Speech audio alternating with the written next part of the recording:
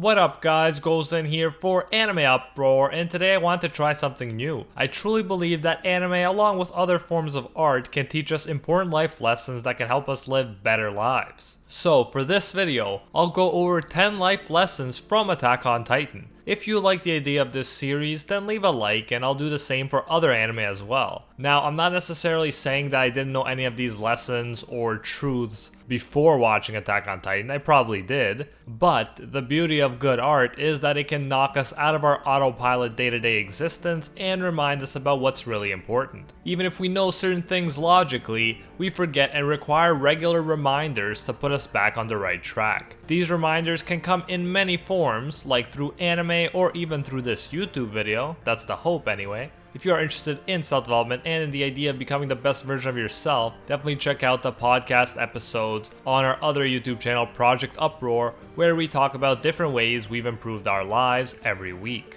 My brother Animac and I even talk about our journey on YouTube and how we became professional YouTubers in one episode. Link to that is in the description, and I'll pin a comment to that channel too. I regularly mention different anime that inspired me on the podcast, so you can look forward to that too. Now sit back, relax, and think over these life lessons from Attack on Titan. Keep in mind there will be some spoilers in this video, you've been warned. Lesson number 1. Life is unpredictable and can be snatched away at any moment. The only predictable thing is that things will change. At one point, before he saved Mikasa and the Colossal Titan attacked, Eren had a pretty boring, carefree life. He hung out by the water with Armin and wished that something would happen. He had all his basic needs met. He had parents who loved him and a friend to play with. Later, his quiet, boring life disappears forever when the Colossal Titan attacks. Eren's mother is eaten before his eyes by the Smiling Titan. Eren eats his dad and gains the ability to become one of the monsters he hates so much. All of a sudden, that safe,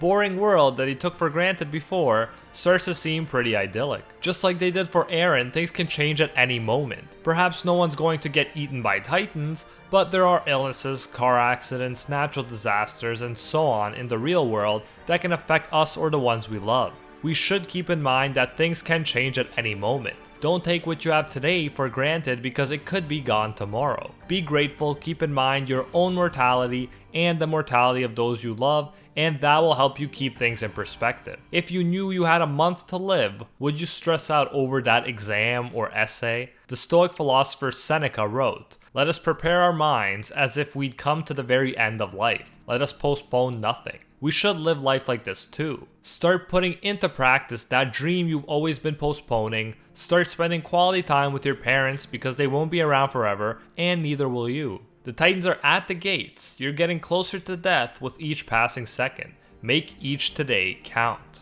Lesson number 2. There's always another side to the story. In her famous novel Wide Sargasso Sea, Jean Rhys takes the mad woman in the attic from Charlotte Bronte's Jane Eyre and tells her story, and in doing so she humanizes an otherwise devilish character. In this novel, the main character Antoinette says, "There's always the other side. Always." This fact holds true for Attack on Titan as well. For a long time, we think that the Titans are humanity's enemy. Then, we figure out that Titans used to be Eldian people who were turned into mindless Titans against their will. They're victims of a cruel and unjust world, and the last thing they wanted to do was eat the people they were trying to free from oppression. Reiner seems to be a clear villain at one point, but then we get his story. We find out that he was brainwashed from a young age to believe that the island-dwelling Eldians were devils. What he's doing for his family. He attacked the island and killed innocent people, just like Eren later attacked Marley and killed innocent people. In Marley, Reiner is the hero, and Eren is the villain,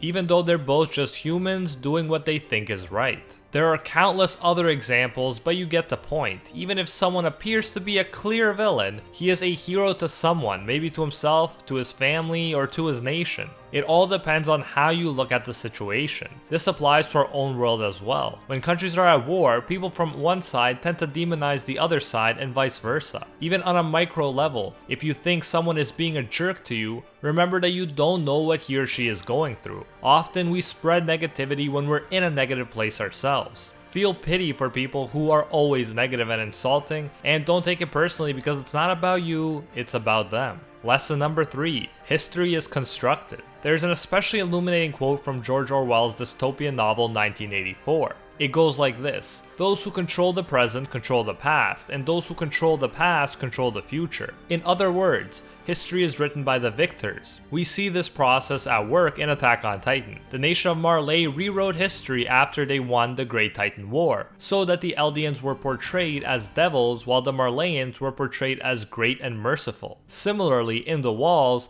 the history books are written to perpetuate the belief that no humans are left beyond the walls, only Titans. In both cases, history is written in such a way that will serve the people in power and their wishes. We must keep this in mind as well. Never mistake history textbooks for objective truth. Be like Erwin, be a critical thinker. Lesson number 4. Monsters do exist, but they're human. In Attack on Titan, the Titans seem like the monsters at first, and it's not a coincidence that they turn out to be humans. The monsters were always humans. Armin's parents weren't killed by Titans from outside the walls, but by the humans within the walls. The mindless Titans didn't break into the walls, it was human Titan shifters. The mindless Titans didn't choose to become Titans, Marleyan officers turned them into Titans. Perhaps the closest thing to a pure monster is the Marleyan officer Gross, who has fun watching Eldians get killed. He killed Grisha's innocent little sister when he wasn't required to. In fact, he broke Marleyan rules to do it. Yet even he loves his sons and tenses up at the thought of anything happening to them. Attack on Titan teaches us that monsters are humans and humans can become monsters. What usually turns them into monsters is adherence to an ideology that positions other human beings as less human. Gross feels justified in his actions because he believes Eldians are monsters in human skin. In his mind, Gross is not killing humans, he's killing the monsters that might have one day killed him and the people he cares about. Similar patterns of thought were prevalent during World War II. We must always be wary of any ideology or narrative that positions other human beings as less than human. Ironically, the belief that others are less than human leads the believer to take inhumane actions themselves. Lesson number 5. The right decision isn't always obvious. It's easy to say do the right thing, but the right thing isn't always obvious. Like when Levi chose to bring back Armin and let Erwin rest.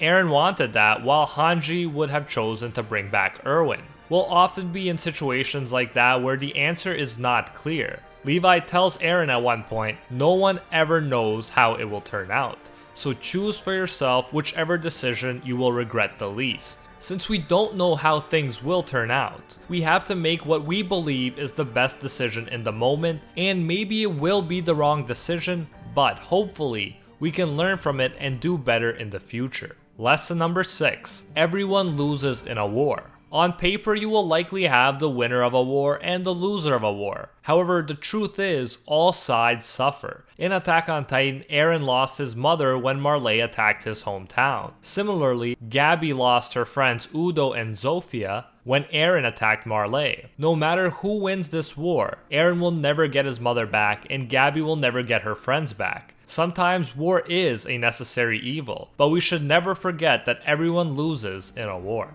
Lesson number 7. Life can be unfair, but try to do your best with the cards you're dealt. The belief that life will or even could always be fair is just not realistic. Things will happen that devastate you. Just as Eren suddenly lost his mother, father, and childhood in one day, so too could you go through an excruciating loss. Eren, along with most Eldians, likely wishes that Eldians were free, weren't discriminated against, and weren't viewed by other humans as subhuman monsters, but that's not the case. So what he decides to do is use his Titan powers and influence to try and create the world he wishes for. Side note, I don't believe he actually plans to carry out Zeke's crazy euthanasia plan. Anyways, like in Attack on Titan, real life is not always going to seem fair, but we have two options. We can complain about how unfair it is, or we can try to do something about it using the things we do have going for us. And often struggle and pain can make us stronger people, who are capable of accomplishing even greater things. Lesson number 8.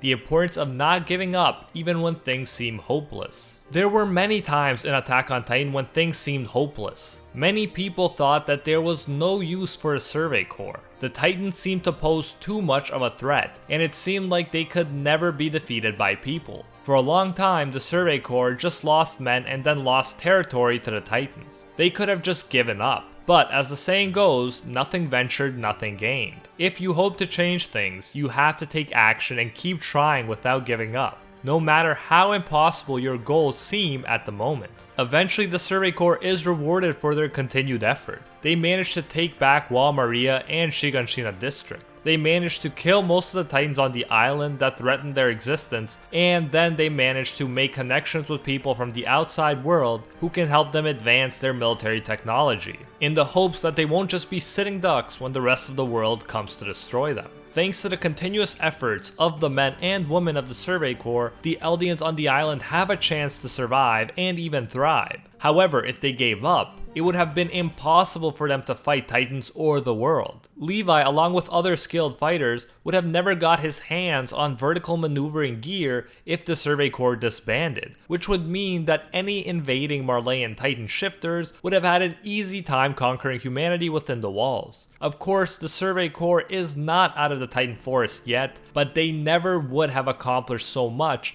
and come so far if they had given up and listened to the naysayers. When my brother Animac and I were starting out as YouTubers, many people laughed at the idea of making a living from it and said it couldn't be done, that we were just wasting our time and effort. And for a long time, we couldn't make a living off of it. We didn't give up though, and eventually we managed to make YouTube our full-time job. Of course, we also aren't out of the Titan Forest yet. You never know what could happen in the future with adpocalypses, unfair copyright strikes, and so on. But we've already done better than most people thought possible, and at this point, the possibilities seem endless. While some people saw a lost cause, we believed that it was possible and didn't give up, and we were rewarded for that perseverance. As with the Survey Corps, there isn't a guarantee that you'll succeed in the long run, but if you keep getting back on that horse, there's always still a chance that you might. However, as soon as you start believing the naysayers or haters or whatever you want to call them, and you give up, that chance drops to zero. And as Jim Carrey once said, you can fail at what you don't want, so you might as well take a chance at doing what you love. Lesson number 9, the importance of teamwork. In Attack on Titan, everyone has different abilities that come in handy in different ways. Together, characters can accomplish incredible things that they could never hope to accomplish on their own. Let's take a look at one instance where Armin and Eren faced off against the Colossal Titan, often referred to as the God of Destruction. The Colossal Titan seems unbeatable. He's tall, powerful, and can release steam that will burn anyone who gets close to it. However, Armin and Eren manage to work together in order to defeat him. Armin comes up with the plan. Eren, in Titan form, fakes a fall. He acts like he is in no shape to fight anymore, and then uses his hardening Titan powers to create a fake Titan, so that when Eren sneaks out of the Titan body, Bertolt still thinks he's far away and not a threat to him. Armin distracts Bertolt by almost getting himself burned to death, and then when Bertolt stops the steam, Eren, who has snuck behind him, cuts him out of the Colossal Titan's nape. This is just one of many cases where teamwork made the impossible possible. If you want to accomplish truly great things in life, seemingly impossible things, you need to accept the fact that you'll need help from others to do it. Even on this channel, it is only possible for us to release as many videos as we do because of our team, which includes me and my brother, our hardworking editors, our patrons over on Patreon, our sponsors, and you. Without subscribers like you, we wouldn't be able to do any of this. So thank you for being a part of this Nakama. AnimeUproar is definitely a product of teamwork, and without it, we would never have gotten this far. Lesson number 10, the importance of freedom. Freedom is a recurring subject in Attack on Titan. In fact, the Attack Titan, the power that the show is named after, is all about freedom. Both Grisha and our protagonist Eren found themselves trapped within walls, and they wanted to escape. They both inherited the Attack Titan power, which according to Eren Kruger, has always moved ahead seeking freedom. It has fought on for freedom. Even the Survey Corps insignia is known as the Wings of Freedom. There is this constant tension revolving around whether people should risk everything to be free, like Grisha and Eren were willing to do, or live a quote-unquote safe, isolated life inside closed walls, like cattle. Grisha's parents and even Aaron's mother seem to prefer the latter option to the former. The situation within the walls is very similar to Plato's allegory of the cave. In Plato's example, people have spent their lives chained in a cave looking at a blank wall. People see shadows on the walls and mistake these illusions for reality. The philosopher is one who escapes the chains, makes his way out of the cave, and realizes that the world of shadows was just an illusion. His goal is to take other people out of the cave, but most people are comfortable with the shadows and their illusions, since that's the only reality they've ever known. The prisoners fear the unknown and do not desire to leave their prison. In Matrix terms, the philosopher takes the red pill, while the others take the blue pill, and they often get hostile when their vision of reality is brought into question. This was the case with the walls. Many people want to stay inside, believing there was no hope or future for humanity outside them. They wanted to believe the reality they'd been fed ever since they were born, that they were the last remnants of humanity. However, some people refused to simply adopt this illusion. They questioned it like Erwin did. Aaron was the same. He wanted to be free, venture outside the walls, and that is how he managed to find out what was in the basement. That's when the Survey Corps realized that the history they were told was a sham, and that life goes on beyond the walls and beyond the island. The truth isn't always easy to deal with. For instance, they found out that the Titans they were killing with a vengeance were actually fellow Eldians who were turned into mindless Titans against their will. However, like the Attack Titan, our characters keep moving, seeking truth and freedom anyways. In life too, we've all been brought up to believe certain things that aren't actually true. For instance, the quote-unquote safe choice is not always safe. You can fail or get fired from a traditionally safe job, just like the Eldians who kept making the safe decision of never moving beyond the walls would have had the invaders destroy them eventually. We may not have literal chains or walls trapping us in place, but there's no shortage of mental walls and chains in this world. We have to free ourselves from the false narratives we were fed since we were kids, like that the key to life is a well-paying safe job and abundance of materialistic things like big cars and houses. Some people may think you're crazy if you give up a cushy office job that pays well to start your own business. Some people may think minimalists are crazy for downgrading their house, car, and purposely giving up many modern luxuries so that they have more time to pursue what they love. However, freedom is when you stop letting what other people think dictate your life and you start doing what you truly want to do, even if it is risky and seems crazy to others. Philosophers, members of the Survey Corps, people who take the red pill, all of them have one thing in common. They prioritize a free man's risky life to a prisoner's false sense of security. As with Aaron, a free life for me is and will always be a thing worth pursuing. This is why I say I'm an aspiring pirate king in my personal Instagram profile. I really resonate with Luffy's goal of becoming the freest man in the world. And that is it for today's video. This one was quite the journey. Let me know if you guys like this format for videos. Do you like self-development? Do you have any suggestions for other inspirational anime I should watch that is jam-packed with life lessons? Let me know. If you enjoyed this video, make sure to smash that like button. If you haven't, be sure to subscribe and hit that notification bell so you know when new videos drop. If you are interested in self-development and becoming the best version of yourself, definitely check out the podcast episodes on our YouTube channel, Project Uproar, where we talk about different ways we've improved our lives every week. Link in the description, and I'll pin a comment to that channel too. A big thank you goes out to our patrons over on Patreon who help make these videos possible. I especially want to thank our Pro Hero tier patrons, the one and only Gilgamesh, Nothing But a Fan, Jason Wilson, and King Zeldris, and our the 1 tier patrons, the ones who stand atop all clans, A17 FFDP, Steven Ingrata, MattyMac239, and Makoda-kun. And the extremely special patron whose greatness transcends this plane altogether, Reagan Harrison, the one who has been acknowledged by Lord Twigo, Senpai Sama himself. If you enjoy our work, you can support more of it by going over to patreon.com/AnimeUproar and becoming a patron today for as little as $1. If you do so, you'll get your name featured in future videos alongside these amazing people right here, and you'll even get access to our private patron-only Discord. So check out patreon.com/AnimeUproar, link in the description if you're interested. Anyways, thanks again for all of your support, and until next time, see ya, Space Cowboys.